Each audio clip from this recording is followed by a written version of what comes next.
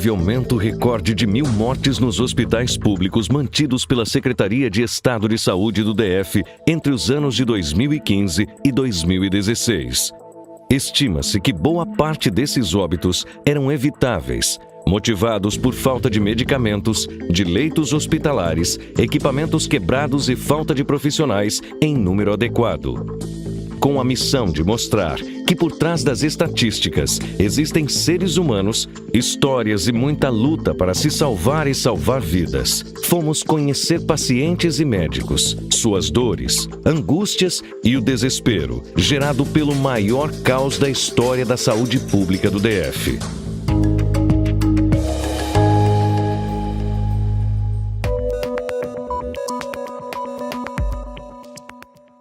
O sistema de saúde público do Distrito Federal já foi um modelo de excelência, era referência para o país todo.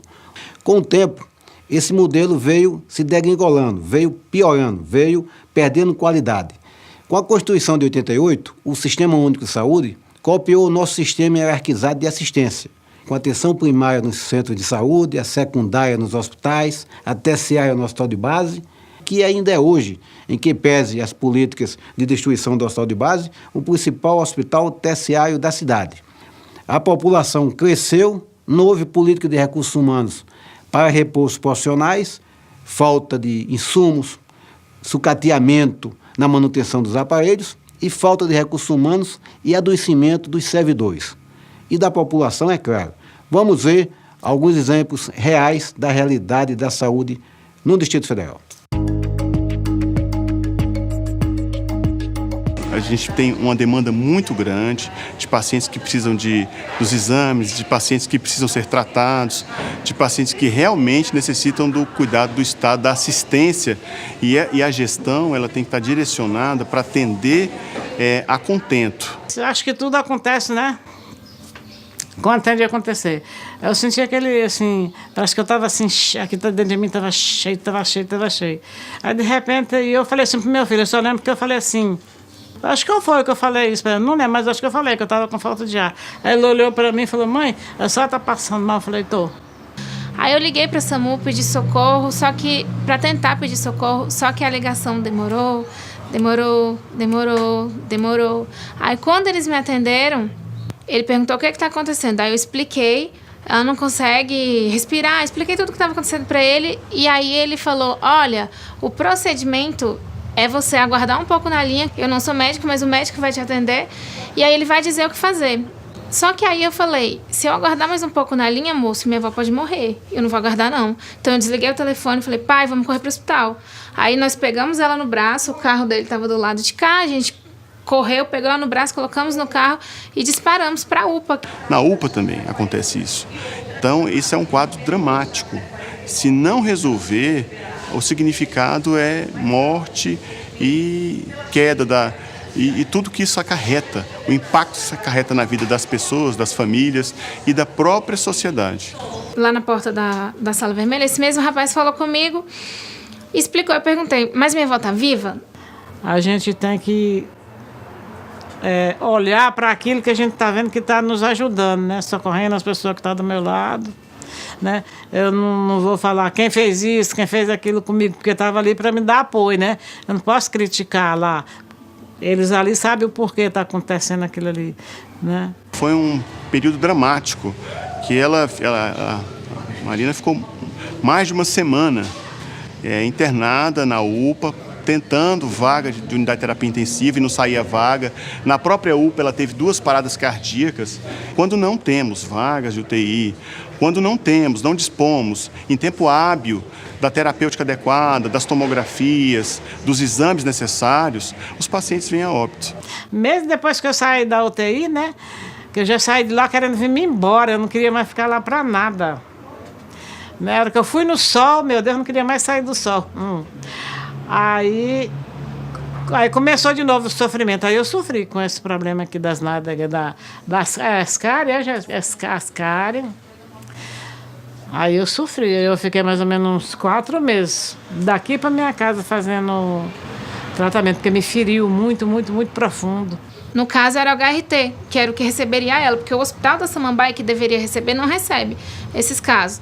E ela teve que ficar esses 6 dias lá. Nesses 6 dias, foi que esses 6 dias deram início a esses problemas que ela comentou da escária dela, das feridas que ela teve, que se agravaram lá na UTI e depois tentaram reverter na enfermaria.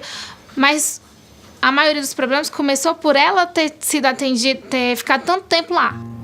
O dia a dia eu tô bem, eu varro minha casinha, eu gosto muito de planta. Ainda não dou conta de cortar muita muda de rosa e tudo, mas os futuros genros ajudam, minhas noras, meus netos, meus filhos. Às vezes não quer que eu fique só, quer ficar só perto de mim. Quando você olha e você pensa, poxa,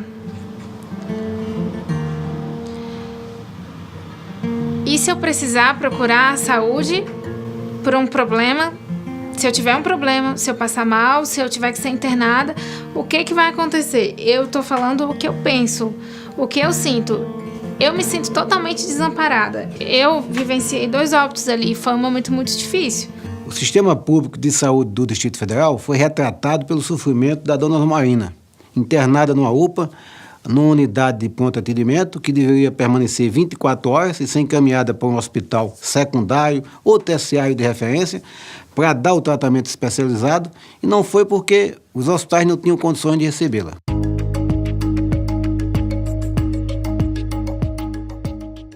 A gente teve um trabalho na igreja de manhã, tinha fechado e tudo, eu já estava fechando o portão externo, né, para sair. Aí senti aquela coisa que eu não sei, eu nem chamo de dor, acho que aquilo é pior do que dor. Quando o pastor chegou com muita dor torácica, se ele não tivesse encontrado aquele atendimento, a classificação de risco funcionando e o atendimento no momento certo, certamente ele não estaria com a gente. Teria sido um óbito que, como outros, um óbito evitável. Era questão da situação hospitalar também, porque ele parece que o momento ali, no momento, era para eu ser encaminhado para o Hospital Taguatinga. A gente tem uma medicação chamada tenecteplase, que a gente usa, o trombolítico. Esse trombolítico, ele tinha fornecimento, mas ele foi despadronizado pela secretaria, mas houve uma descontinuidade e a gente ficou um tempo sem essa medicação. E ficar um tempo sem um trombolítico representa vidas. Se eu não fosse atendido, né, porque a gente está um pouquinho melhor, mas o pequenininho lá, o que sofre, tivesse sendo, eu ficava até alegre. Mas ele não está também. Ou seja, as UPAs ficam sem ter para quem encaminhar o paciente, ficam sem referência. Sem falar, como ele comentou, da falta de medicamento, da falta do trombolítico, do anticoagulante, que é fundamental no caso do infarto agudo do miocárdio. Fora a medicação, o paciente tem uma grande chance de óbito. E aí, quando ele vai, ele não tem atendimento, claro que esse tempo de diagnóstico, de tratamento, agrava a patologia dele. Aí chega com a pneumonia grave, que precisa de UTI. Talvez, se ele fosse atendido antes, não chegaria nem a necessitar da vaga de terapia intensiva. Aposentei, mas naquela época eu já tinha o trabalho da secretaria, o trabalho ali profissional, e também tinha o trabalho da Casa de Deus, uma palavra de consolo, né, para as pessoas, mas também temos o trabalho social ali. E é isso que a gente vai continuar fazendo.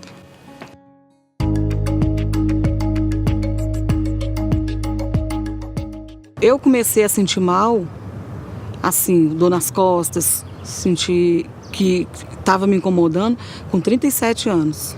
E eu perguntei a ela, mas por que a senhora não foi operada até agora? Doutor, eu estou há 10 anos tentando operar aqui nesse hospital. Inclusive, eu já fui até sua paciente. O senhor pediu minha cirurgia e nunca saiu. Era outra luta para remarcar, né? Que não remarcava, não. Outra luta, conseguia remarcar. Chegava, tinha urgência na minha frente, mandava voltar outro dia. Eu tentava remarcar, remarcava de novo.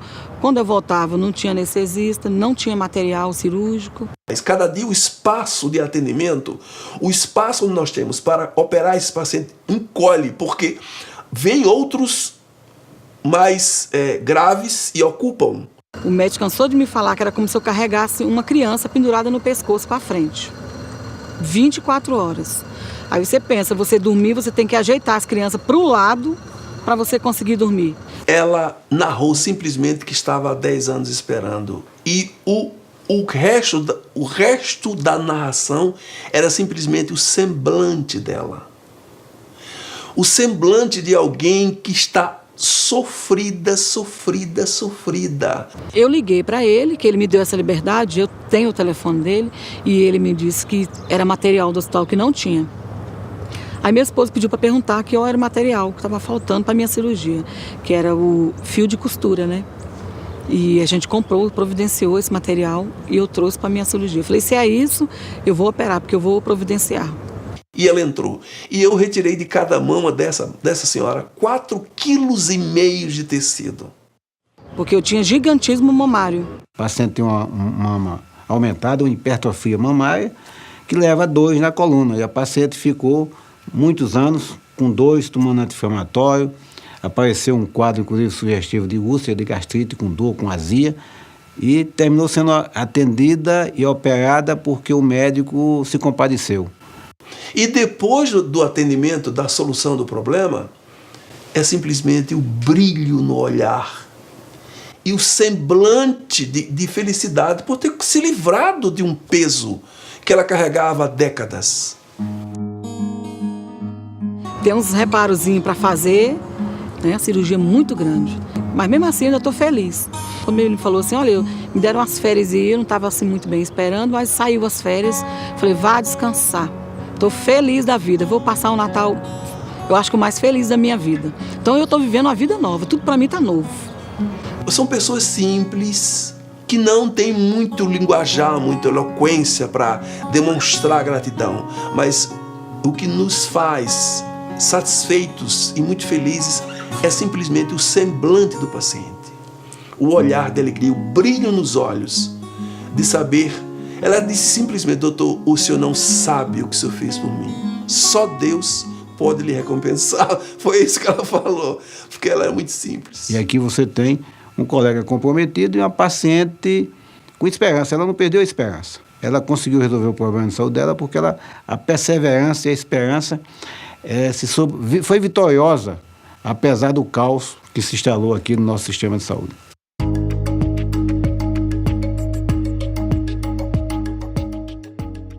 O paciente chegou ao hospital, ele recebeu o diagnóstico, você tem que resolver o problema dele. Resolver o problema dele significa assumir o paciente, colocar ele aos seus cuidados, tá certo? E dar o caminho para ele receber o tratamento. Liguei no SAMU, eles não me atenderam. Aí, insistentemente, eu liguei de novo e falei que estava passando mal. Ela mandou tomar um Buscopan em casa, disse que não podia mandar um carro, né? E aí eu tomei o Buscopan, meia hora eu liguei novamente, disse que a dor não estava passando. Aí eles, vamos mandar uma ambulância. E nisso eu liguei pro meu esposo, que trabalha lá no plano piloto, né? Ele chegou primeiro que o SAMU, que nem chegou a vir, né? No caso, nem veio. O paciente precisa de um pós-operatório, ele precisa de UTI. Tá certo? Mas a UTI não tem vaga, a UTI não tem o catéter, a UTI tem o leito, mas não tem o cardioscópio, não tem o monitor para poder acompanhar a temperatura, a pressão do paciente. Cada vez menos a gente está vendo alguma coisa direcionada para evoluir com a resolução dos casos. Eu sempre precisava ir ao banheiro sujo e eu não podia pegar, segurar nas paredes, né? Não podia sentar no vaso, porque estava sujo. Aí e o medo de alguma doença, alguma coisa. E o porquê da destruição do nosso sistema público de saúde? Isso é uma política contínua que vem se seguindo a diversos governos. E não aconteceu com o atual. O atual apenas aprofundou pela sua incompetência, pela sua falta de habilidade e de aptidão para gerir.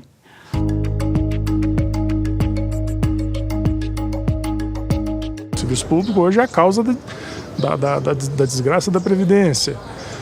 É a causa da desgraça de outras pessoas que recebem menos. Tá certo?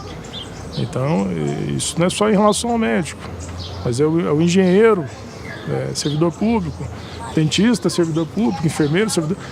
Nós somos a causa do problema, nós somos parte da solução.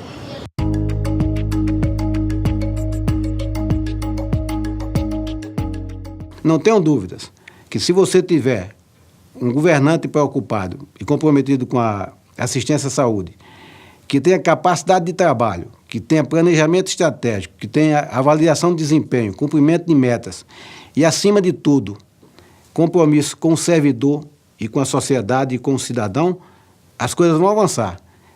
Ter poucos recursos não é desculpa. Ter poucos recursos é um desafio para você fazer mais com menos e não usar crise como desculpa.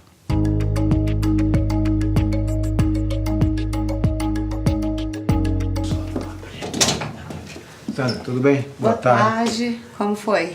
Mas, Sandra, me conta aí como é que foi o seu problema de saúde. Você é hipertensa, diabética, fez cirurgia bariátrica? Eu fiz a bariátrica em 2008 e eu passei 6 anos para poder conseguir fazer a reparadora, né, da barriga.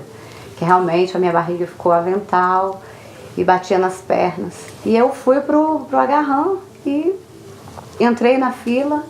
E aí o doutor Zé Luiz começou a me ver, a me consultar e ele resolveu, né? Foi a boa vontade do médico. Então, na realidade, se o médico não tivesse se sensibilizado com o teu sofrimento, provavelmente você ainda estava na fila aguardando. Você teve contato com outros pacientes que foram operadas também, que não conseguiram dar prosseguimento ao tratamento?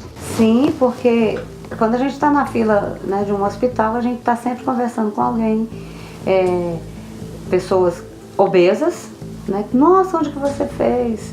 E tal. Eu tenho esse peso e pessoas com veias, né, estouradas, já tiveram trombose. Tudo isso, né? Não tinha só... gente esperando mais do que você na fila já. Muito mais. Você, como foi vítima desse sistema perverso, o que é que você aconselha? Qual a sugestão que você tem a dar para melhorar isso? Você, como alguém que foi vítima, que sofreu isso tudo. Eu aconselharia o governador, né, o secretário de saúde e as demais autoridades que fossem consultar no Hospital de Taguatinga ou de Ceilândia. Somente quem sofre nas intermináveis filas do SUS, se desespera com a dor e perde entes queridos à espera de socorro, consegue compreender a gravidade do caos da saúde pública do DF. Não há mais como esperar. A solução é saúde agora.